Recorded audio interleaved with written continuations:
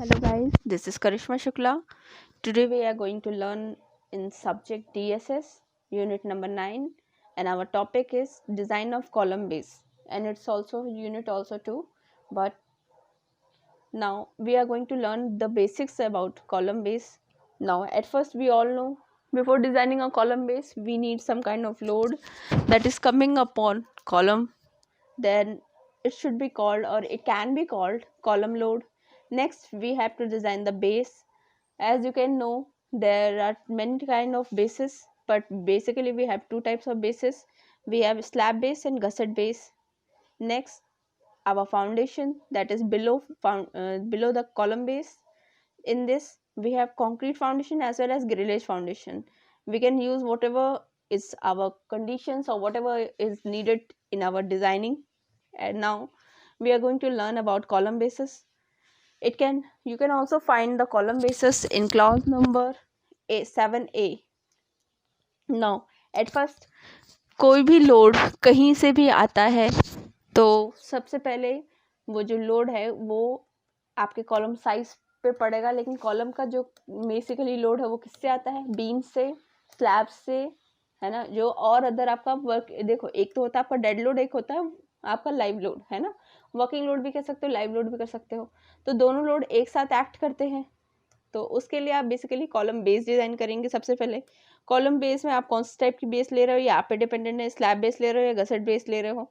Next column base के बाद फिर आपको फाउंडेशन भी डिजाइन करनी पड़ेगी। अब फाउंडेशन में बहुत अलग अलग टाइप की होती है, अपन ने बहुत सारी पढ़ी है। फुटिंग के बेस पे भी एनालाइज कर सकते हैं और अपन शैलो एंड डीप फाउंडेशन के बेस पे भी एनालाइज करते हैं। लेकिन यहाँ पे कंक्रीट की बात नहीं की जा रही है, बिल्कुल डीप कंक्रीट नहीं, बल्कि यहाँ पे कंक्रीट फाउंडेशन अलग है और आपकी ग्रिलेज फाउंडेशन और अलग हो जाएगी।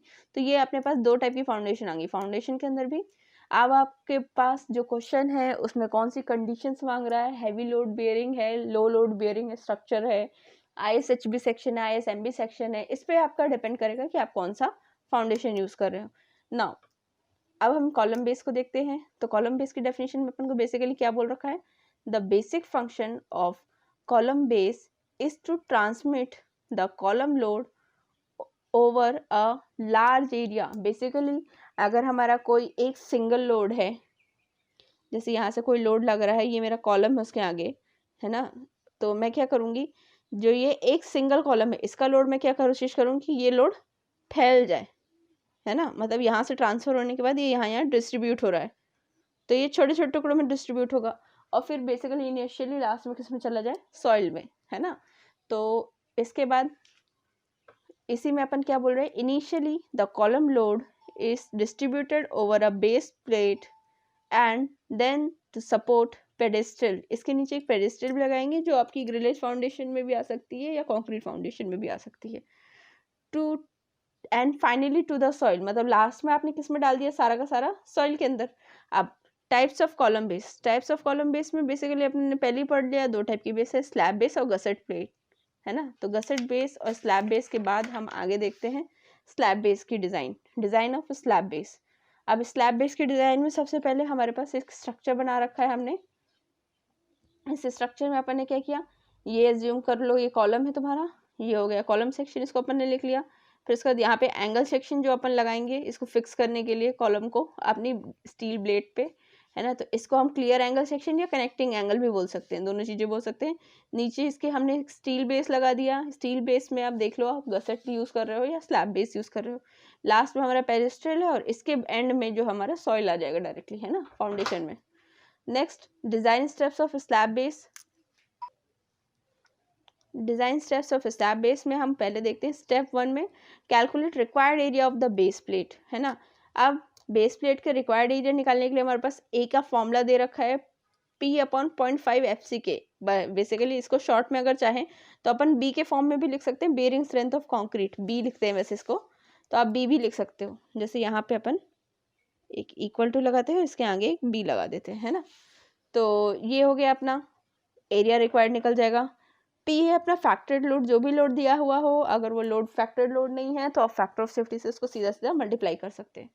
नेक्स्ट सेकेंड स्टेप है अपनी कैलकुलेट LP, जो अपना रिक्वायर्ड लेंथ रहेगा, है ना। LP जो रहेगा जितने एरिया पे आपका जो सेक्शन है, कनेक्शन जो है वो कनेक्ट हो रहा है, मतलब ये वाला सेक्शन जो है, ये वाला साइज है ना, ये कनेक्शन है आपका बेसिकली। अब इसमें भी कनेक्शन किस टाइप के होते हैं आपको पता है अच्छी तरह से, वेल्डेड एंड बोल्टेड, उसके ऊपर भी डिपेंडेंट नहीं है यहाँ पे, लेकिन हाँ वो चीज़ है कि आप कौन सा कनेक्शन प्रोवाइड कर रहे हो, इस पर भी डिपेंडेंसी है। तो अपन एज्यूम करते हैं कि यहाँ पे अपन बोल्टेड प्रोवाइड कर रहे हैं। तो calculate LP for equal projection, दोनों एंगल्स का क्या प्रोजेक्शन पड़ रहा है, D जो अपना डेप्थ दे रखा हो आपका, पूरे के पूरे ओवरऑल फिटिंग की जो डेप्थ दे रखी गई वो, माइनस B जो आप अभी निकालेंगे अपॉन 2, या फिर विड्थ को भी यहाँ पे B वैसे डिफाइन कर सकते हैं क्योंकि वो बेयरिंग स्ट्रेंथ है, और ये अपना B डेप्थ इंटू विड्थ है ना। एक होगी डेप्थ जो उसकी इनिशियल पूरी की पूरी डेप्थ होगी, एक होगी विड्थ उसकी चौड़ाई है ना। तो ये दोनों चीज़ें आपको क्वेश्चन में दे रखी होगी फाउंडेशन का, plus root over B minus D upon 2 का होल स्क्वायर प्लस A, वही एरिया जो आप एरिया रिक्वायर्ड निकाले हैं। नेक्स्ट इसी में ही अपन BP भी कैलकुलेट करेंगे है ना। तो BP लेंथ निकाल लिया आपने, अब आप विड्थ भी निकालेंगे, जो BP अपने नीडेड है या रिक्वायर्ड है, जो अपनी मेन रहेगी। तो इसके लिए अपने पास फॉर्मूला है B प्लस 2 स्मॉल ए के लिए अपने पास फॉर्मूला दे रखा है LP माइनस D अपॉन 2। तो ये वाला फॉर्मूले में अपन वैल्यू रख देंगे, LP की वैल्यू के साथ ये निकल जाएगा। इसी में एक चेक लगेगा, चेक क्या लगेगा, LP इंटू BP जो आपका एरिया रिक्वायर्ड है उससे ज़्यादा या उसके बराबर होना चाहिए। अगर ये सफिशिएंट नहीं होता है तो मतलब यहाँ पे ही आपका हैंस नॉट ओके, तो यहाँ से आपको दोबारा रीडिज़ाइन करना पड़ेगा। इसी में फिर स्टेप नंबर 3 में calculate ultimate pressure for slab. अब अल्टीमेट प्रेशर निकालेंगे अपन, तो W उसको इस फॉर्म में डिस्क्राइब करो, P आपका factor load, LP into BP, जो वैल्यूज ऊपर निकालोगे वही वैल्यू यहाँ लिख देना, तो इससे ही आपके W की वैल्यू निकल जाएगी।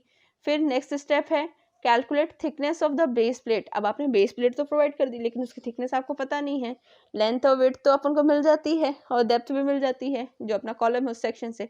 तो अब T निकालते हैं, T के लिए अपने पास 2.5 इंटू W जो अपन यहाँ निकालेंगे, स्मॉल a का square minus 0.3 B square bracket close, gamma m not factor of safety multiply कर दिया, कैरेक्टरिस्टिक स्ट्रेंथ जो अपनी FOI है वो लिख दी, और यहाँ पे एक कंडीशन दे रखी है कि TF जो रहेगा आपका थिकनेस ऑफ फ्लेंज, जो अपन आई सेक्शन इसमें दे रखा होगा उसके फ्लेंज से इसकी थिकनेस ज़्यादा होनी चाहिए, और ये फॉर्मूला आपको page number 47 of IS code इस पर मिल जाएगा। अब A और B की वैल्यू निकालने के लिए भी अपने पास फॉर्मूले दे रखे हैं।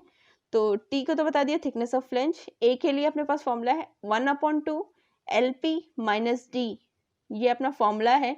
LP की वैल्यू आपको अपन ने निकाल रखी है, D डेप्थ है ना। B के लिए भी सेम, BP की वैल्यू आप निकाल रखे हो, B और ब्रेड्थ है ना। अब नेक्स्ट जो क्लास रहेगी उसमें अपन क्या करेंगे, क्वेश्चन सॉल्व करेंगे, क्वेश्चन अपने पास गिवन हो रखा है ना। तो चलिए यहाँ तक सेशन खत्म करते हैं।